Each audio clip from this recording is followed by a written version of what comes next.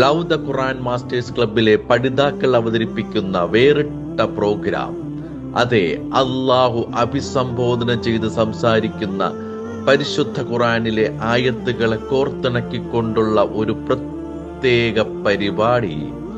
എന്നും ഉച്ചയ്ക്ക് 1 മണിക്ക് യൂട്യൂബിലൂടെ കേൾക്കുക, പ്രബുദ്ധരാവുക, മറ്റുള്ളവരിലേക്ക് എത്തിക്കുക.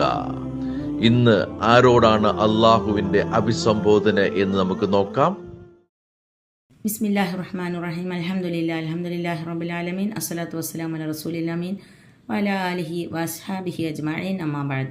റബ്ബി ഇശ്റഹ് ലി സദ്രി വയസ്സിർ ലി അംരി വഹ്ലുൽ ഉഖ്ദത മിൻ ലിസാനി യഫ്ഖഹു ഖൗലി. എൻ്റെ ശബ്ദം ശ്രവിക്കുന്ന മാന്യശ്രോതാക്കളെ, അസ്സലാമു അലൈക്കും വറഹ്മത്തുള്ളാഹി വബറകാതുഹു. ഞാൻ സുനൈന പറപ്പൂർ. ഖുർആനിലെ അഭിസംബോധനകൾ എന്ന പ്രോഗ്രാമിലേക്ക് ഏവർക്കും സ്വാഗതം.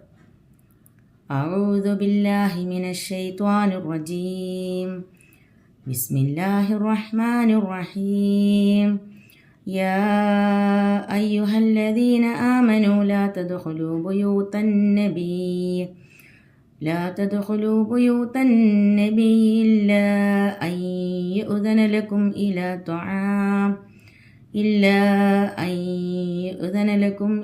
തുആമിൻ ഗൈറ നാദിരീന ഇനാഹ്. വിശുദ്ധ ഖുർആനിലെ സൂറത്ത് അഹ്സാബിലെ 53-ാമത്തെ വളരെ ദീർഘമായ ഒരു വചനത്തിലെ ഏതാനും ഭാഗമാണ് ഞാൻ നിങ്ങളുടെ മുമ്പിൽ ഓതി കേൾപ്പിച്ചത്. കേവലം ദീർഘമായ ഈ വചനത്തിൽ നബി സല്ലല്ലാഹു അലൈഹി വസല്ലമയുടെ സ്ഥാനപദവികളെ മാനിച്ചുകൊണ്ടും അദ്ദേഹത്തെ ആദരിച്ചുകൊണ്ടും സത്യവിശ്വാസികൾ ആചരിക്കേണ്ടുന്ന മര്യാദകളെയാണ് അള്ളാഹു ഈ ആയത്തിൽ കൂടി ചൂണ്ടിക്കാണിക്കുന്നത്. തിരുമേനി സല്ലല്ലാഹു അലൈഹി വസല്ലമയുടെ വീടുകളിൽ അഥവാ അവിടുത്തെ ഭാര്യമാരുടെ വീടുകളിൽ നിങ്ങൾക്ക് ക്ഷണം കിട്ടിയാലല്ലാതെ പ്രവേശിക്കരുതെന്നും ഇനി അവിടെ നിന്ന് ഭക്ഷണം കഴിച്ച ശേഷം നിങ്ങൾ പെട്ടെന്ന് തന്നെ പിരിഞ്ഞു പോരണമെന്നും അള്ളാഹു ഈ ആയത്തിൽ കൂടി താക്കീത് ചെയ്യുന്നു. റസൂൽ സല്ലല്ലാഹു അലൈഹി വസല്ലമ കേട്ടെ ആ കാര്യം പറയാൻ അങ്ങേയറ്റം നമ്മോട് ലജ്ജ കാണിക്കുന്നവനാണെന്നും എന്നാൽ അള്ളാഹു തആലയ്ക്ക് ആ കാര്യത്തിൽ യാതൊരുവിധ ലജ്ജയുമില്ലെന്നും അള്ളാഹു തആല ആ കാര്യം പറയുവാൻ ഒട്ടും മടി കാണിക്കുന്നില്ലെന്നും ഈ ആയത്തിൽ കൂടി നമുക്ക് മനസ്സിലാക്കാവുന്നതാണ്. നബി സല്ലല്ലാഹു അലൈഹി വസല്ലമയും സൈനബ് റളിയല്ലാഹു അൻഹയും തമ്മിലുള്ള വിവാഹ സദ്യ സമയത്തുള്ള സംഭവ വികാസങ്ങളെ തുടർന്നിട്ടാണ് ഈ ആയത്ത് അവതരിച്ചതെന്ന് ഏറെക്കാലം റസൂൽ സല്ലല്ലാഹു അലൈഹി വസല്ലമയുടെ ഭൃത്യനായിരുന്ന അനസ് റളിയല്ലാഹു അൻഹുവിൻ്റെ നിവേദനത്തിൽ നിന്ന് നമുക്ക് മനസ്സിലാക്കാം. പ്രവാചകൻ സല്ലല്ലാഹു അലൈഹി വസല്ലമയുടെ വിവാഹ സദ്യ കഴിഞ്ഞ ശേഷം സഹാബികളെല്ലാം അവിടെ നിന്ന് പിരിഞ്ഞു പോന്നു. കുറച്ച് ആളുകൾ അവിടെ സംസാരിച്ചിരിക്കുന്നുണ്ടായിരുന്നു. പ്രവാചകൻ സല്ലല്ലാഹു അലൈഹി വസല്ലമ പുറത്തു പോയതിന് കഴിഞ്ഞ് അദ്ദേഹം തിരിച്ചു വന്നപ്പോഴും ഈ ആളുകൾ അവിടെ സംസാരിച്ചിരിക്കുന്നത് കാണുകയും പിന്നെ അവർ അവിടെ നിന്ന് പിരിഞ്ഞു പോവുകയും ചെയ്തു. ഈ കാര്യം അനസ് റളിയല്ലാഹു അൻഹു പ്രവാചകനെ ഉണർത്തുകയും ചെയ്തു. അതിനുശേഷം പ്രവാചകൻ സല്ലല്ലാഹു അലൈഹി വസല്ലമയും അനസ് റളിയല്ലാഹു അൻഹുവും കൂടി സൈനബ് റളിയല്ലാഹു അൻഹയുടെ വീട്ടിലേക്ക് പ്രവേശിക്കാൻ ആരംഭിച്ചു. ആ സമയത്ത് അവർക്കിടയിൽ പ്രവാചകനും അനസ് റളിയല്ലാഹു അൻഹുവിനിടയിൽ ഒരു മറയിടപ്പെട്ടു എന്നാണ് ഈ ഹദീസിൽ കൂടി അദ്ദേഹം പറയുന്നത്. ആ സമയത്താണ് ഈ ആയത്ത് അവതരിപ്പിക്കപ്പെട്ടത് എന്നും പറയുന്നു. ഈ ആയത്തിൽ നിന്ന് നമുക്ക് മനസ്സിലാക്കാനാവുന്നത് റസൂൽ സല്ലല്ലാഹു അലൈഹി വസല്ലമയുടെ വീടുകളിലേക്ക് നമുക്ക് ക്ഷണം കിട്ടിയാലല്ലാതെ പ്രവേശിക്കാൻ പാടില്ല എന്നും ഇനി പ്രവേശിച്ചു കഴിഞ്ഞാൽ അവിടെ നിന്ന് അനാവശ്യമായി സംസാരിച്ചിരിക്കാതെ അവിടെ നിന്ന് പെട്ടെന്ന് പിരിഞ്ഞു പോരണമെന്നും അവസാനം ഈ ആയത്തിൽ കൂടി നമുക്ക് അള്ളാഹു നമ്മെ ഉത്ബോധിപ്പിക്കുന്നത് റസൂൽ സല്ലല്ലാഹു അലൈഹി വസല്ലമയുടെ കാലശേഷം റസൂൽ സല്ലല്ലാഹു അലൈഹി വസല്ലമയുടെ ഭാര്യമാരെ ആർക്കും വിവാഹം ചെയ്യാൻ അനുവദനീയമല്ല എന്നും അവർ ഉമ്മഹാത്തുൽ മുഅ്മിനീനാണെന്നും നമുക്ക് ഈ ആയത്തിൽ കൂടി അള്ളാഹു നമ്മെ ബോധ്യപ്പെടുത്തുന്നുണ്ട്. ഇനി ഈ ആയത്ത് ഒരിക്കലും റസൂൽ സല്ലല്ലാഹു അലൈഹി വസല്ലമയുടെ കാര്യത്തിൽ മാത്രം ബാധകമായതല്ല. ഇത് ലോകത്ത് എല്ലാ മുസ്ലിം ആളുകൾക്കും, മുസ്ലിമീങ്ങളായ ആളുകൾക്കും വിശ്വാസികളായ ആളുകൾക്കും പാലിക്കേണ്ട മര്യാദകളുള്ളൊരായത്ത് തന്നെയാണ്.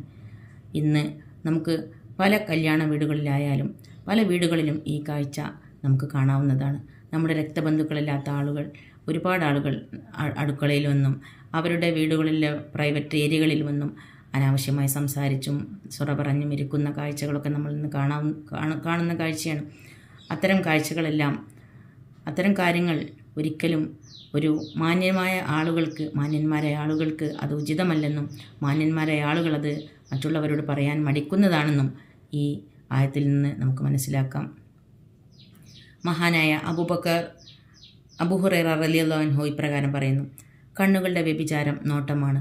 കാതുകളുടെ വ്യഭിചാരമാകട്ടെ കേൾക്കലാണ്. നാവിൻ്റെ വ്യഭിചാരം സംസാരിക്കലാണ്. കൈയിൻ്റെ വ്യഭിചാരം സ്പർശിക്കലാണ്. കാലിൻ്റെ വ്യഭിചാരം കാലടി വെച്ച് നടക്കലാണ്. ഹൃദയം ഇച്ഛിക്കുകയും മോഹിക്കുകയും ചെയ്യുന്നു. ജനനേന്ദ്രിയം അത് സാക്ഷാത്കരിക്കുകയോ കളവാക്കുകയോ ചെയ്യുന്നു. പ്രിയരെ, ഈ ഹദീസും ഈ ആയത്തും എത്രത്തോളം അർത്ഥവത്താണെന്ന് നമുക്ക് ഇന്നത്തെ കാലഘട്ടത്തിൽ മനസ്സിലാവും.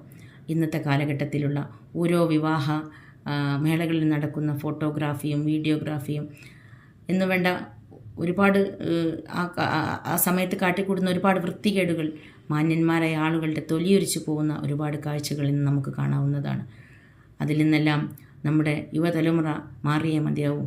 അതിനുള്ള ഒരു ബോധവൽക്കരണം നാം യുവതലമുറക്ക് നൽകുകയും ആ രീതിയിലേക്ക് അവരെ അള്ളാഹുവിൻ്റെ ഓർമ്മകളിലേക്ക് അവരെ വഴിതിരിച്ചു വിടുവാനും അത്തരത്തിലുള്ള സമീപനങ്ങളിൽ ഉറച്ചു നിന്ന് സ്വാലിഹായ ആളുകളായി ജീവിച്ചു മരിക്കുവാൻ അള്ളാഹു നമ്മെ അനുഗ്രഹിക്കുകയും ചെയ്യുമാറാകട്ടെ. വാഹിറു ദഅ്വാനാ അനിൽ ഹംദുലില്ലാഹി റബ്ബിൽ ആലമീൻ. അസ്സലാമു അലൈക്കും വറഹ്മത്തുള്ളാഹി വബറകാതുഹു.